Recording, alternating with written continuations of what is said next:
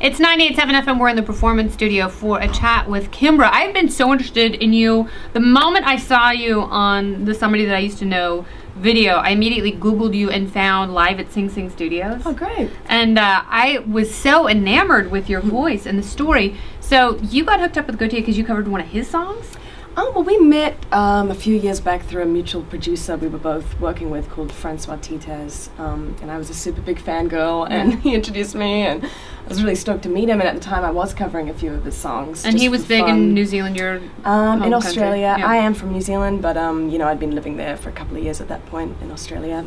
And it wasn't until I guess last year that he called me up and said, look, I've got this song and I'm looking for a sort of different perspective on it. Would you be interested in singing the second verse? And of course I was like, yes. And you really make the song, and it's the female perspective in the song that makes it even more interesting. And I'll never forget the first time I heard it. I went home and I was like, I told my husband, I was like, this is the perfect song. Like, it's crazy to have lyrics and rhythm and everything combined, and the video is extraordinary as well. But you have a record that's coming out here next month called Vows. That's right, yeah. And it's a totally different style of music than from what we've heard on the Gotye record. And I love it. Like, I love the smoky jazz influence in your voice. Who are some of the legendary jazz artists or women that you have looked up to?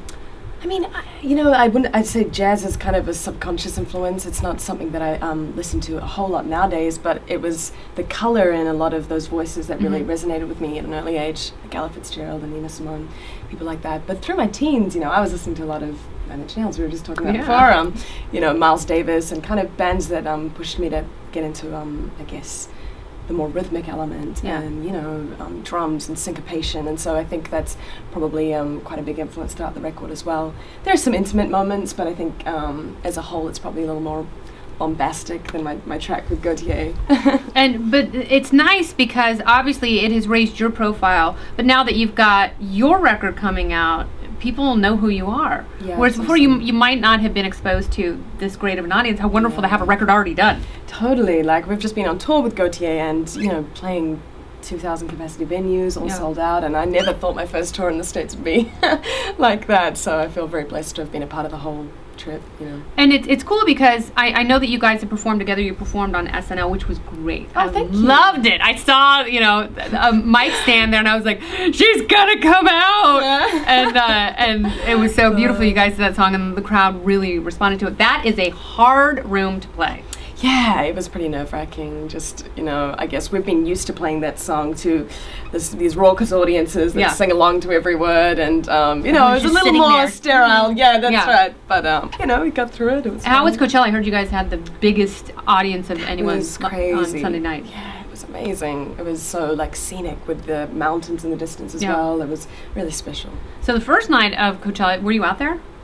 I wasn't. I was obviously at Saturday Night Live. So of course, no, but it was raining and windy. I heard about that. Totally different, but it was hot and beautiful Sunday night. It was perfect. I know. That's so awesome. Well, I love New Zealand.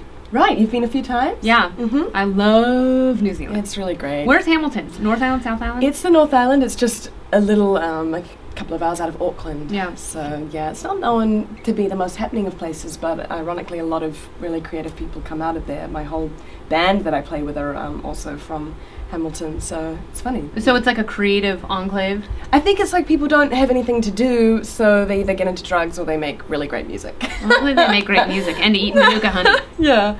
I'm obsessed with Manuka honey. Manuka honey's amazing. I have it every morning. On tour with me. Always. Yeah, no, it's the best thing for your voice. And what else do you do to take care of the? Because you have that great range. Oh, thanks. Yeah, I'm pretty big into muscle work. Like, a lot of my warm-ups before stage won't be really vocal related. It'll just be more about preparing the body to work, you know. And circulation. Yeah. So it's just like an athlete has to warm up, you know, the legs before they're running. In the same way, I kind of get everything, the juices flowing and.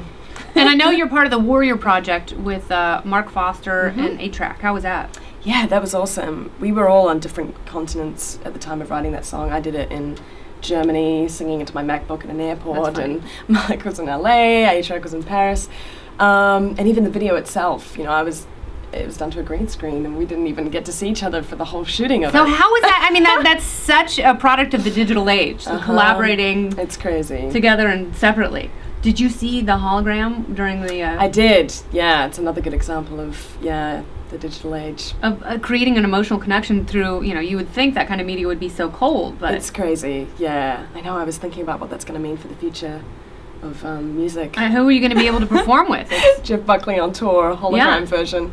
Wow. Yeah. So you have a tour coming up. You're finishing your tour with Gotye, which is cool because you open up so people get to see your set. Yeah. And they'll hear what's coming out on the record next month. Vows, Kimbra, and you then perform somebody that I used to know on stage, which people obviously love. Yeah, totally. It's been really nice to kind of do both. Have the little reflective moment and then also, play some songs off the record. Yeah. We also go on tour with Foster the People all through June and July, which would be really fun. I'm so excited about. That is one of my favorite bands to see live. I love their record. Torches is such an awesome record. And this is another great band that, has really come up, and I associate them with the Naked and Famous because it's, a young band kind of came out of nowhere for a lot of people, but had really, really solid music right off the bat. And of course, Naked and Famous is from New Zealand. Do you know those guys? Yeah, I do. Good friends. Oh, that's cool. Mm-hmm. Yeah, no, we've had them at our penthouse and in the studio, and they're great. Foster the People. Have you met the Foster the People guys yet? Well, obviously, I did the track with Mark Foster. Yeah. So, I've got to know the other guys really well. They did a tour in Australia that we met on. So it's going to be just really fun vibes. Like a little family, I think. And do you like touring? Is it exhausting, or do you look forward to it? I'm just starting the touring circuit of America, and we get the tour bus, which I think makes it fun because you actually feel like you're discovering different parts of the States. And I've had a blast. I mean, going to places like Washington, Philadelphia, Portland. Yeah, it's really great. I feel very blessed to have a job that allows me to do that. So. And how is it different touring in the U.S. compared to Australia and New Zealand? Well, I mean, we can't really drive a tour bus in Australia. It's such a big country, so it's always flying on planes, which is a little more exhausting. Yeah. No, Perth is so far away. Every time I go to Sydney, I'm going to Perth. Yeah. But it's like a 6 or 7 hour flight. It's like, maybe not. Crazy, yeah. It's worth it, though. Perth is great. It's amazing. All right, well, Kimbra, looking forward. Vows comes out May 22nd. Mm-hmm.